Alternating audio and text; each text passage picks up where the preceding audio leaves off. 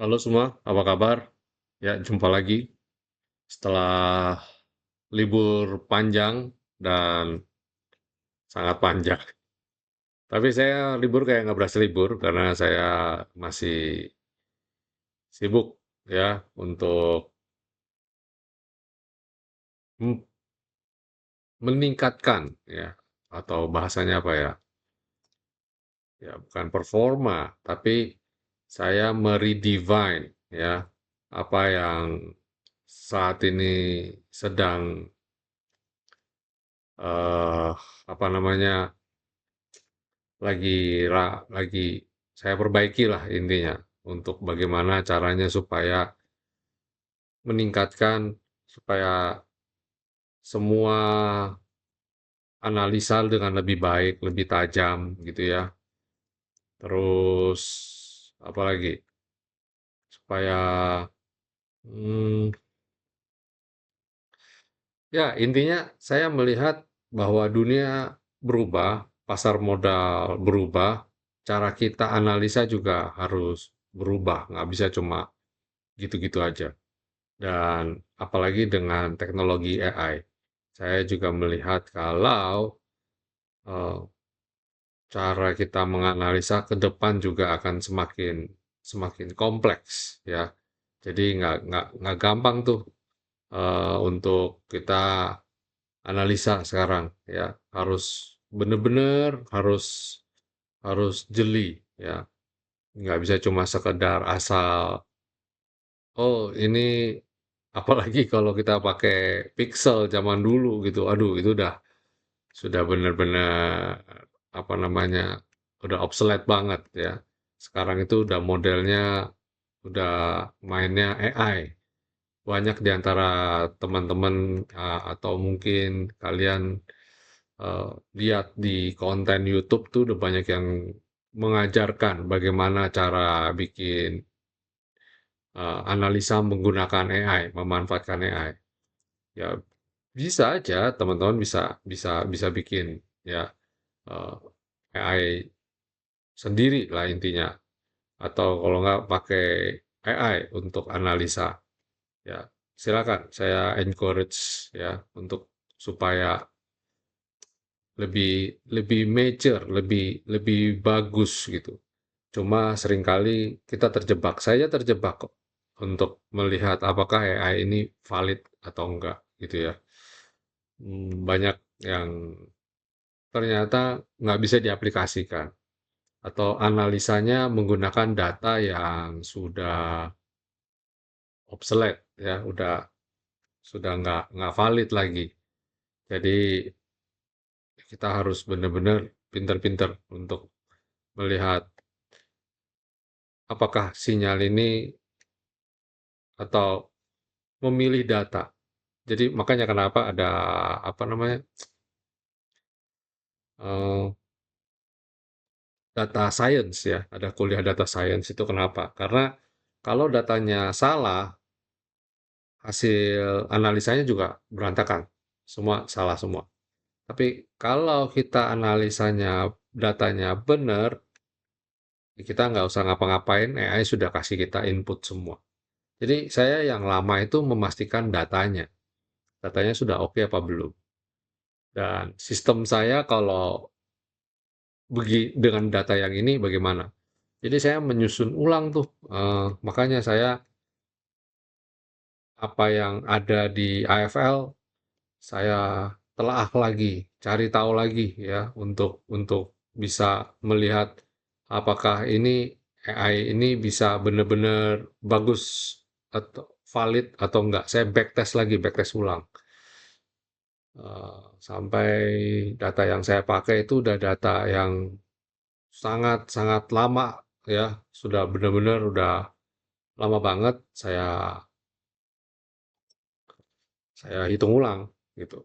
Saya pakai istilah namanya Monte Carlo ya, walkthrough, terus saya backtest kuantitatif semua algoritmanya satu-satu ya, nggak gampang. Akhirnya ketemu yang wake wake one itu sebenarnya ya pengembangan lah, lebih dari itu pengembangan ke arah nanti bahkan beberapa datanya saya sudah pakai angka doang gitu ya. Nggak ada visualnya. Tapi saya mencoba menggambarkan, menjadikan itu menjadi suatu narasi visual supaya teman-teman bisa bisa lihat lebih bisa pakai. Karena kalau angka doang kadang-kadang bingung, saya aja masih bingung. Jadi memvisualisasikan itu susah. Jadi hmm, wah susah deh. Ini biasanya saya bisa gampang menceritakan supaya kalian mengerti. Semakin kompleks, semakin susah. Jadi saya harus kasih materi, yaitu pakai slide gitu ya. Jadi kasih tahu ini loh, yang kayak begini, yang kayak gini-gini. Kalau cuma ngomong-ngomong doang ini susah banget, susah. Apalagi kalau cuma berdasarkan video karena gini, saya nggak tahu kalian nonton nonton ulasan ini pakai apa ya? Ada yang pakai handphone kan? Kalau pakai handphone saya kasih tampil di layar juga percuma, kalian nggak bakal bisa lihat. Bener-bener kompleks. Kali ini nggak gampang ya.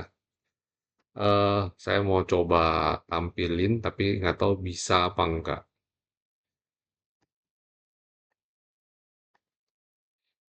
Sebentar. Nah, ini. Ini trading view saya by the way ya. Kenapa saya pakai trading view? Karena bahasa pemrogramannya trading view itu menurut saya saat ini yang paling bisa diandalkan untuk kompleks, untuk algoritma kompleks gitu ya. AFL AFL agak sulit AFL, nggak seperti trading view. Ini kalian lihat sendiri ya, ada Selena, Selena masih ada. Terus mungkin kalau kalian tanya, yang ini apa nih putus-putus, putus-putus gitu ya. Sama sebentar, ini Carry Line sama Skyline itu saya harusnya bedain. Kalau Carry Line itu warnanya biru. Coba, Carry Line warnanya coklat. Saya ganti aja deh. Carry Line coklat.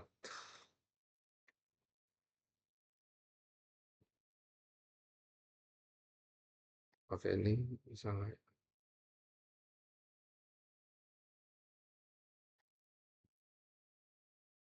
Nah ini Carry Line coklat. Dan yang merah ini itu average cost. Ya, average cost.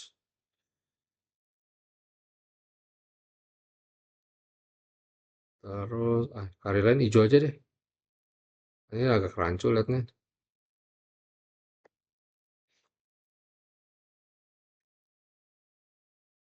Saya masih ngeraba-raba sih jujur. Mau kasih warna apa ya bagusnya ya.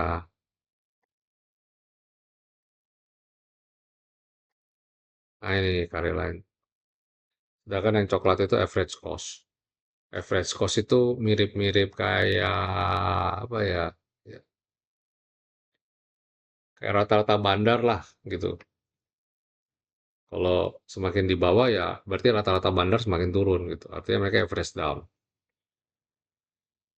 Canggih kan data saya. Ini inputnya numbers begitu banyak dia tuh ting ting ting ting nongol semua.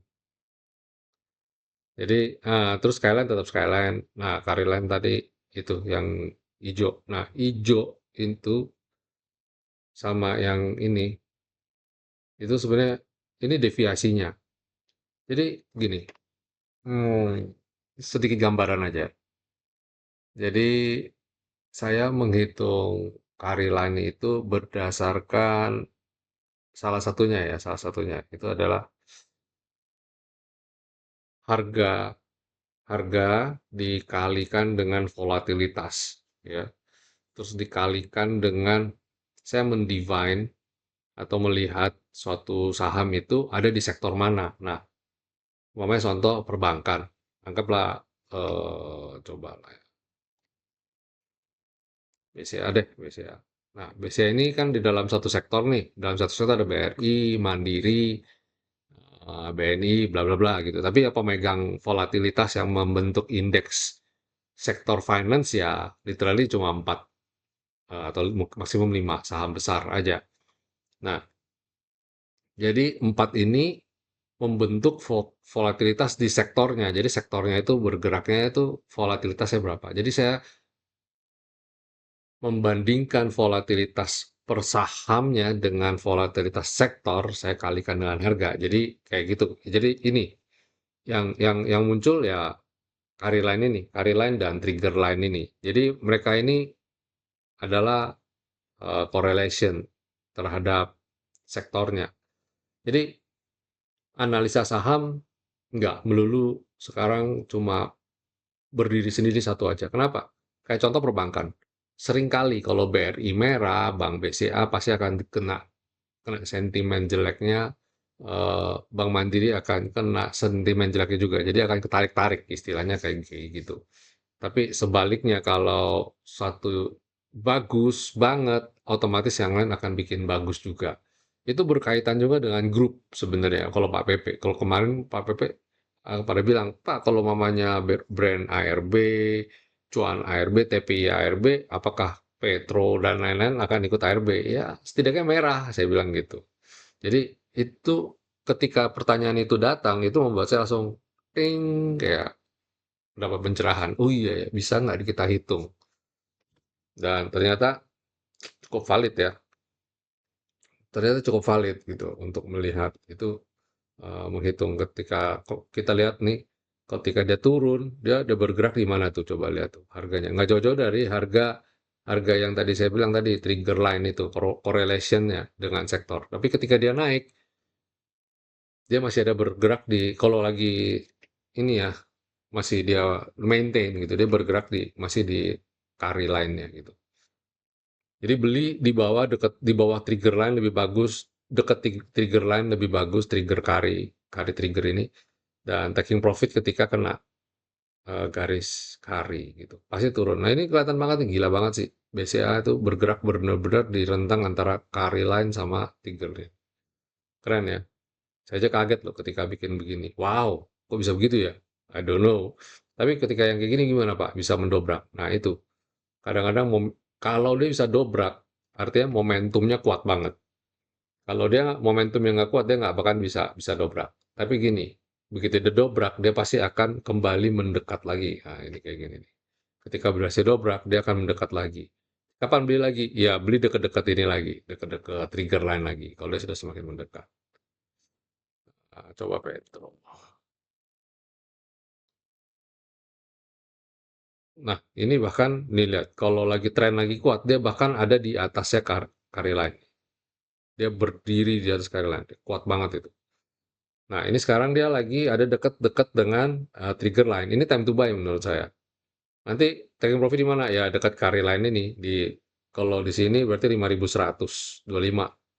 Berarti kalau beli di areal ini 3.600-an, jualnya di 5.100. Nah, saya ada hitung kira-kira berapa lama sih sampai berapa lama di rentang itu kalau dia mau itu antara 10 12 ya, 12 sampai 20 harian.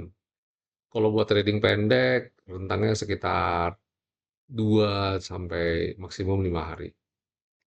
Kuantitatif itu amazing sih. Mereka bisa ngitung semuanya, bisa hitung apa aja. Nanti saya kapan-kapan saya bagikan. Nah, ini ada setupnya di sini. Kalau di Yami Broker ada, cuma Yami Broker kan adanya di sini. Kalau di TradingView saya bisa bikin di sini. Saya bisa bikin table lebih rapi, lebih bagus gitu. Ya ini hebatnya TradingView gitu karena mereka udah kayak kuantitatif tapi versi chart gitu. Itu keren banget. Apapun bisa dimasukin di sini, termasuk kuantitatifnya juga bisa dimasukin ke sini. Keren lah pokoknya. Ya, nanti kapan-kapan saya jelasin jelasin ke kalian di ya model seminar atau model apa terserah lah. Tapi nggak bisa online, nggak bisa. Online saya nggak nggak nyaman kalau pakai online.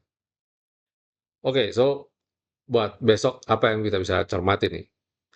Ya, nah isunya adalah saat ini kemungkinan besar gencatan senjatanya akan ini ya. Karena saya hitung, kalian kalau ada follow story Instagram saya, itu kalau saya sempat baca JP Morgan waktu bulan Mei tanggal 18 kalau nggak salah. Dia ada posting itu data tanggal 30 April bahwa cadangan minyak India itu tinggal 74 hari. Yang mana menurut saya India loh, kelasnya India loh ya. Di 30 April itu 74 hari. Nah, sekarang kita sudah di akhir Mei, berarti udah 1 bulan kan? Hmm, berarti udah hilang separohnya. Kalau dia nggak nambah, atau dia nggak bisa nambah, atau dia kesusahan cari stok, paling-paling pol nambah berapa hari sih? Eh, anggaplah dia udah tinggal separoh kan, berarti dia tinggal 30. Dia bisa nambah pun mungkin maksimum bisa berapa belas hari atau sampai 1 bulan lagi. Berarti sekarang semua negara stoknya itu cuma hitungan hari. Ya, itu serem banget. Nggak, maksud saya hitungan hari, "Oh, kan Pak itu udah 2 bulan, itu umpamanya 30 hari itu 1 bulan loh." Maksud saya bisa dihitung ke 30 hari gitu loh. Kalau kita ngomong kayak cadangan minyaknya China bisa 200 hari. Nggak usah dihitung lah, udah 200 hari itu udah hampir setahun gitu kan. Nah ini kalau ini 30 hari gitu loh, nggak deg-degan kalian. Itu India men. Indonesia bagaimana, apa kabar? Kayaknya waktu itu ngomong cuma 14 hari, 14 hari, terus 14 hari. Ini gimana ini nyawa kita ini gimana? Nggak bisa habis. Serem aja gitu loh. Nah maksud saya negara itu lagi kok lagi ini nggak baik-baik saja. Dunia ini udah parah, udah diambang kehancuran menurut saya. So kalau Selat Hormuz nggak segera dibuka, that's it. Dan saya ngeri sih bayangin Indonesia akan jadi seperti apa kalau Selat Hormuz nggak dibuka. Dolarnya melemah luar biasa, harga minyak Indonesia subsidi, belum lagi masih harus membiayai acara makan bareng, makan-makan gratis bareng. Kacau, kacau, hancur. Ya, itu deg-degan sih, deg-degan serius. So, be careful aja. So, buat besok kalau ceasefire ini, maksudnya perdamaian, gencatan senjata ini beneran diberlakukan selama 60 hari, wah, kita bisa mendapat lega dah. Harga minyak turun. By the way, kemarin sempat naik lagi ke 100, turun lagi ke 90-an. Kalau bisa turun ke 80-an, waduh, bagus, bagus, bagus. Cuma masalahnya Indonesia beli minyak itu pakai kontrak. Kontraknya di harga berapa, itu yang penting. So, kalau sahamnya apa ini? Apa yang kita bisa pelajari, apa yang kita bisa beli dari sahamnya? Sahamnya umpama Telkom, Telkom. Tadi saya sudah ada share ya, Telkom. Nah, ini bagus nih, ini bagus nih. Walaupun bilang, "Pak, tapi idealnya beli ketika di dekat trigger line gitu ya." Iya, tapi kan ini setup langka sebenarnya, jarang. Maksudnya udah pokoknya beli dekat ini udah berhasil mantul kan, udah muncul signal buy juga kan. Beli nanti targetnya kalau dia cukup kuat ke T2 ini. Habis itu ada PTBA. Nah, ini juga ini tuh. Dia dia kemarin sempat berapa hari yang lalu kena trigger line ya. Itu time to buy. Nah, sekarang udah kena apa namanya carry line. Tapi kalau dia berhasil bisa keluar, itu akan bagus nih kayak gini nih. Kalau dia bisa keluar dan dia bisa surfing di atas carry line, keren banget, men. Itu artinya itu artinya bullish dan kalian harus beli. By the way, average cost-nya di atas. Jadi harga rata-rata bandar ada di atas. Ini bandarnya nyangkut gitu. So, it's okay. Kalian beli aja. Gila, saya aja sampai amazing, kaget dengan saya punya algo ini. Keren banget ya. Gila, men. Keren banget ya. Terus apa? Habis PTBA ada Saratoga.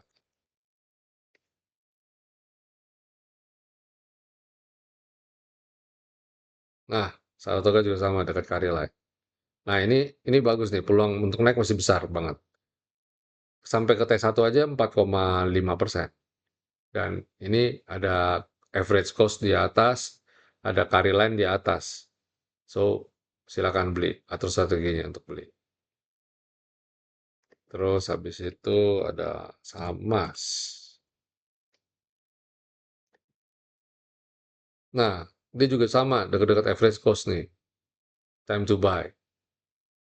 Ada di atas, oh bukan average cost, tapi di atas trigger line.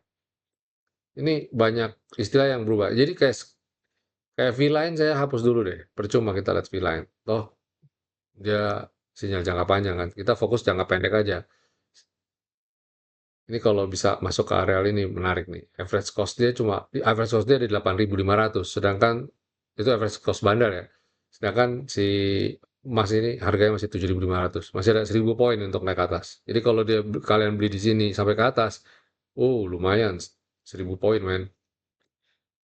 Last but not least ada, oke, ada MPMX sama gula. Saya gabung jadi satu aja. Kok jadi satu? Maksudnya apa, Pak? Ya maksudnya ini saham gila-gilaan gorengan. Cuma kita nangkap momentum aja. Kalau kalian mau beli silakan, enggak juga nggak apa-apa. Saya nggak maksa. Ini nih keren nih, keren keren man. MPMX tuh bagus. Kenapa saya rekomendasi MPMX? Simply karena saya lihat bulanannya. Bulanannya cakep banget bulanannya. Ya, kalian boleh beli lah. Terus gula. Nah ini, gula ini menarik juga ya. Ini ya KGC ini sinyal premium nih ya. KGC ini. Sinyal premium maksudnya apa, Pak? Dia hanya muncul di kalau dia muncul artinya kalian boleh beli. Karena pasti naik. Sabar aja nih kayak gini. Muncul kan. Memang dia nggak langsung serta-merta naik, tapi dia someday pasti boom dia naik lagi. Nih, ini ketika ini. Kalau dapat momentum begini sih oke ya. Tapi kalau kalian nggak dapat ya udah, nggak usah dipaksa. Nggak apa-apa. Ini gula nih. Ya, saya rasa kalau besok dia naik lagi, kita icip-icip lah. Kalau dia nggak naik lagi, dia swing, ya beli ketika dia swing. Nanti beli lagi, as long as ketemu kalau kayak gini kan kita lihat ke hari lainnya udah mau naik nih. Ya udah, kita beli waktu di atas. Keren ya, keren keren. Saya aja kaget nih. Bukan, bukan, nggak nyangka kalau bisa sebagus itu. Oke, itu aja. Ternyata udah puluhan menit. Seneng sih bisa punya mesin, bisa punya apa namanya eh, untuk trading dengan baik, thanks to AI. Jadi kalau kita nggak pakai AI, nggak adapt gitu ya, kita bakal ketinggalan karena yang lain semua di luar sana udah pakai AI. Di luar negeri udah pakai AI. Kita mau sampai kapan nggak pakai AI? Oke, sampai jumpa semuanya. Stay safe, stay healthy, and God bless you all. See you.